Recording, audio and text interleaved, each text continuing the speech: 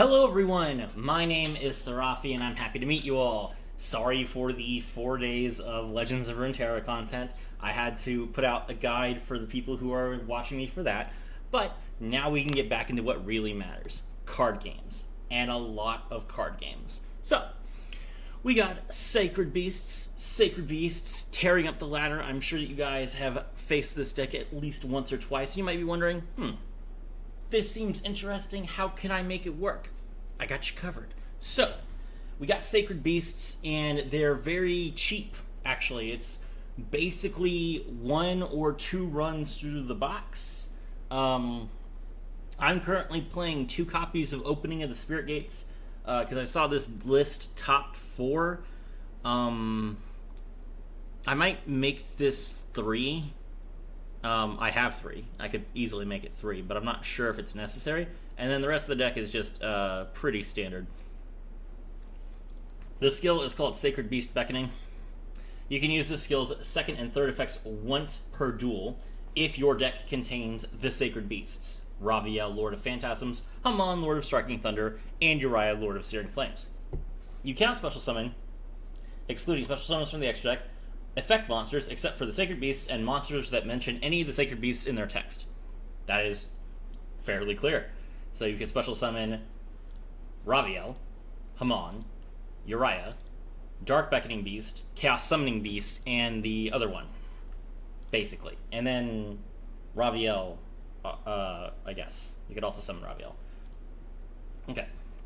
Then reveal one of the Sacred Beasts from your hand, shuffle 1 card from your hand into the deck, and add 1 of the Sacred Beasts or 1 monster that mentions any of the Sacred Beasts from your deck to your hand. So the frustrating thing about this is that it has to be a monster. I really like it if this card would say card, so that I could use it to get Opening the Spirit Gates, because Opening the Spirit Gates is a fantastic starter for this deck, but it doesn't do that, which is sad. Still, you will usually use this to get your Dark Beckoning Beast, or maybe your Chaos Summoning Beast, or the other one. I can't keep saying the other one. Hold on. Let's see. What is it called? Apparently it doesn't list. Oh, there it is. Dark Summoning Beast. Dark Summoning Beast, which is level 5, which makes it bad. Okay. You can get all of those, and then additionally, it lets you get Hamon if you need Hamon. If your opponent has a card on their field or in their graveyard, shuffle 1 monster from your hand or field into the deck, play 1 of the Sacred Beasts from your deck to your field in face-down defense position. Its battle position can be changed. That's a very good effect, and it's kind of like, it's like the Perform Age thing again, where you're like, I can use this on my opponent's monsters, so maybe I should be playing Mind Control. Kind of. The thing is, Perform Age has a really solid turn 1 where they can put up a wall, basically. Sacred Beasts turn 1, not so solid. So, while yes, it is really crazy if you can get Cerulean Skyfire and Fallen Paradise and Hamon all out at the same time, that's not necessarily going to happen to you every single game. So, I prefer Crackdown. I think Crackdown is a much better play. It's really good going first, and then going second, you don't really need to use your opponent's monsters to summon Raviel. You could just use one of your monsters to summon Raviel. It's not that big of a deal. Okay, for the main deck, we have Raviel, Lord of Phantasms, Shimmering Scraper. This is a level 10 Dark Fiend monster. Cannot be normal summoned or set, must be special summoned from your hand by attributing 3 monsters. You will never do that. You can only use each of the following effects once per turn. As a quick effect, you can discard this card, target 1 Raviel you control. For the rest of the turn, its attack becomes double. Also, it can attack all monsters your opponent controls once each. That's hilarious. So, Raviel is just an 8k beater that attacks everything. That's kind of like the Chaos Ancient Gear Giants. Not quite. It's not unaffected by spells and traps. It has protection with the Fallen Paradise, but that just prevents it from being targeted and being destroyed by card effects. That is pretty good, though. There aren't too many ways that you can get around Fallen Paradise when it's your opponent's turn. Like, how are you going to get around it? You can't Cyber Slash. You can't. In most cases, you can't Red Rain because Raviel is level 10. So, I mean, if you have Red Nova Dragon, I guess you can Red Rain. That would solve your problem. But for the most part, the main way that you could do this is if you have the field spell for Orchist out and you make Dingirsu during your opponent's turn. That would solve the problem, but that's basically it. Unless you manage to, like, Cosmic Cyclone the Fallen Paradise or something, which you can't do if you have Cerulean Skyfire out. So, it's interesting. It's an interesting way to, like, try and just kill your opponent. I don't have a problem with this. I think that decks that have bad plays going first should absolutely dominate going second. So, a skill that makes you really, really good when you go second, and cards that make you like an OTK machine going second are fantastic. We should get way more of this. You know, it's great that it's for Sacred Beasts. I think that it's perfect for Sacred Beasts. It needs to be on, like, Stardust. It needs to be on Vehicroids. It needs to be on, like, Dinosaurs. Any deck that can't currently build a strong board going first, because they don't have negates, because they don't have interaction, should have a skill that makes it so that when it's going second time, you smash. That will get you a 50% win rate. And that's what every deck should aim for. So I think this is fair. Raviel, 4k attack. That's it. Hamon, 4k attack, and also, if this card destroys an opponent's monster by battle and sends it to the graveyard, burn your opponent for 1,000. It has not been nerfed. That's hilarious. While this card is in defense position, your opponent's monsters cannot target monsters for attacks except this one. Hamon is probably the core of the deck. This is the best one by far, especially going first. And then Uriah is... Uriah is awkward, because you play, like, Crackdown, of course, but Uriah has 0 attack points, unlike the other two. It gains 1,000 attack for each continuous trap in your graveyard. It does have a... target a set spell or trap, and neither player can activate spells or traps in response to this activation, so it's a Night Beam effect, which is pretty cool. The skill can set Uriah from your deck, but then you have to flip summon it. So you flip summon Uriah, then your opponent gets to interact with your Uriah, and if they don't, you can immediately destroy one of their set spells and traps, and they can't do anything about it. Yeah, I don't know. Uriah is... It's hard to imagine how you would actually use this card properly. Also, this card, of the three of them, I think this card is, like, the most grossly, like, a ripoff of the Egyptian gods. Like, you can see that this is just that this part up here is like a Slifer helmet.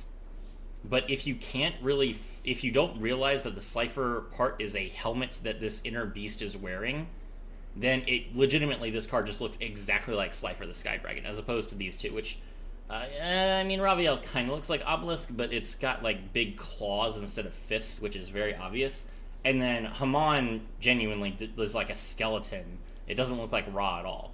But I don't like the artwork of Uriah. I don't like the fact that they didn't, like, give Uriah a good way to get attack points. Like, if Fallen Paradise was like Malefic Territory, where it legitimately fixed the problems of the Sacred Beasts, and it just said your Sacred Beasts have 4,000 attack points during the battle phase or something, then Uriah would be amazing. Uriah would be the best one. But because it doesn't do that, Uriah is a liability.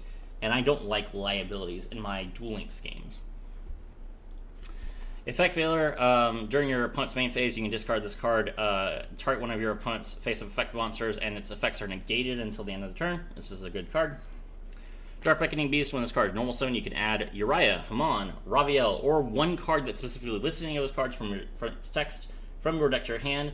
You can only use this effect once per turn, and then during your main phase, you can normal summon one Fiend monster with 0 attack and defense points in addition to your normal summoner set. That includes tribute summoning the Dark Summoning Beast, but you're not going to do that. Chaos Summoning Beast. You can tribute this card, special summon one Uriah, Hamon, or Raviel from your hand, ignoring its summoning conditions. This is the primary way that you make your Sacred Beasts. You can banish this card from your graveyard, add one Fallen Paradise from your deck to your hand. That's stupid. That is insanely good. Next up, we have Opening of the Spirit Gates. When this card is activated, add one Uriah, Hamon, Raviel, or one monster that's specifically listed in them, and its card text from your deck to your hand. So you can use this to get your Chaos Summoning Beast, you can use this to get Dark Beckoning Beast, or you can use it to get one of your Sacred Beasts. Once per turn, you can discard one card. Special summon a Fiend monster from your graveyard with 0 attack and defense. And once per turn, if you control a level 10 monster, you can add one continuous spell from your graveyard to your hand. You can only activate one Opening the Spirit Gates per turn. So, do not forget about the second effect. The second effect is really underused. For example, if you have your Chaos Summoning Beast, you tribute for Hamon, now you can use Opening the Spirit Gates, discard your Cerulean Skyfire to revive the Chaos Summoning Beast. Then you can link them off. Link off the Dark Beckoning Beast and the Chaos Summoning Beast. Now you don't have a liability on your board. You have, like, maybe Pentastag or Nightmare Phoenix, which aren't particularly strong cards, but they don't have 0 attack points. Link them off, and then you can use Opening the Spirit Gates to get your Cerulean Skyfire back to your hand. As long as one of the cards that you're discarding is either Opening the Spirit Gates or Cerulean Skyfire, you can immediately get it back because of Opening the Spirit Gates. And then you can get your, Link 2 and then still get your Fallen Paradise afterwards. So keep that in mind. Forbidden Chalice, target one face-up monster on the field. Until the end of the turn, that target gains 400 attack, but its effects are negated. This is a useful card to have going second, kind of prevent Ubel from stopping you from killing them and stuff like that. It's also really good when you're going first because it is a card you can play that doesn't put a trap card in your graveyard so that your Treacherous Trap Hole is still alive. Cerulean Skyfire. To summon Hamon using its own procedure, you can also use face-down spells you control. I do not understand the point of that. You could just activate them, but I guess it's because some continuous spells can't be activated more than once per turn. Once per turn, while you control an attack position Hamon, you can negate any spell or trap if activated by your opponent, then change one Hamon you control to defense position. This is not an activated effect, which means that it does not start a chain, it cannot be negated, and it negates the activation on resolution, so all of the costs and everything else has to be paid first. This is very, very dumb. It's a very confusing interaction for new players, but it's really funny, and the artwork looks great. He's pissed that you're activating that spell card. If a face-up Uriah, Hamon, or Raviel you control leaves the field, you take no damage this turn. That is a mandatory effect that does not miss timing. That's funny. So yeah, even if you manage to get, like clear the board through the Fallen Paradise, the Cerulean Skyfire will still keep the person alive. So this is just a fantastic card. I love this. Fallen Paradise. Your opponent cannot target Uriah, Hamon, or Raviel, or Armor Tile the Chaos Phantom in your monster zone with card effects. Also, those monsters cannot be destroyed by your opponent's card effects while you control them. If you control one of the Sacred Beasts, you can draw 2 cards. You can only use this effect once per turn. Alright, drawing 2 cards, amazing. Absolutely insane. I don't know why they did that. That is a ridiculously powerful turbo engine effect. But it does have a pretty significant drawback, so you have to control a Sacred Beast. So, I feel like Fallen Paradise should see play in more decks, to be honest. Anyway, cool. Then we have Crackdown. Activate by targeting one face-up monster your opponent controls. Take it. And lastly, we have Treacherous Trap Hole. If you control no traps in your graveyard, target 2 monsters on the field and destroy them both. Excellent. Good all-around deck. Extra deck. Libe and Sky Palace Gangaridai so that you can pop a card and then hit for 6k. Djinn Buster, 2 dark monsters that are level 2, so you can use 2 dark beckoning beasts. During either player's turn, when an effect of a monster is activated, you can attach 2, negate the activation, and then inflict 250 damage to your opponent. So it's just a negate that keeps your dark beckoning beast from getting killed. Unicorn, Link Haribo, Cerberus, Phoenix, and Pentastag. Sadly, Dark Beckoning Beast is level 2, so you cannot link it into Link Haribo after you're done with your combo. But otherwise, good extra deck. Alright, let's take a look at the replay. Alright, we are going first. We're up against the Star Seraphs. And we have Hamon, 2 Forbidden Chalices, and Opening the Spirit Gates in our hand. We're going to activate our skill, reveal Hamon, trade one of the Forbidden Chalices for the Dark Beckoning Beast. Then we activate Opening the Spirit Gates to add the Chaos Summoning Beast. Normal summon the Dark Beckoning Beast to draw the Cerulean Skyfire. Very nice.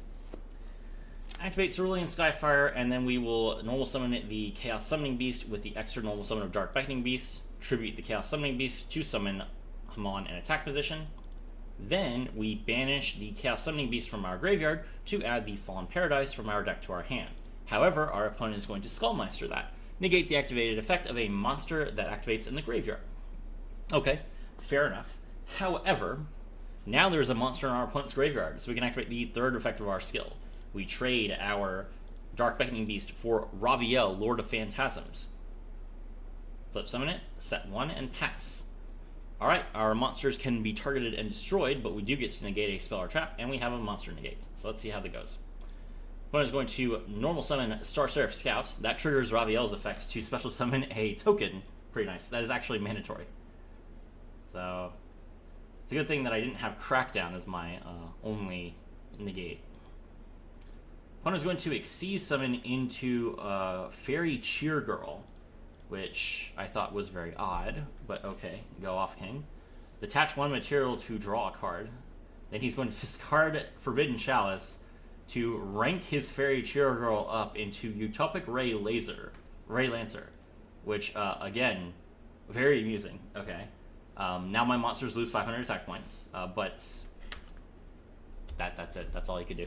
So there you go.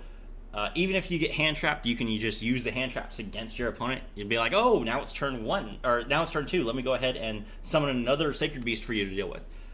Fantastic. All right, anyway, my name is Serafi, and I was thrilled to have all of you with me.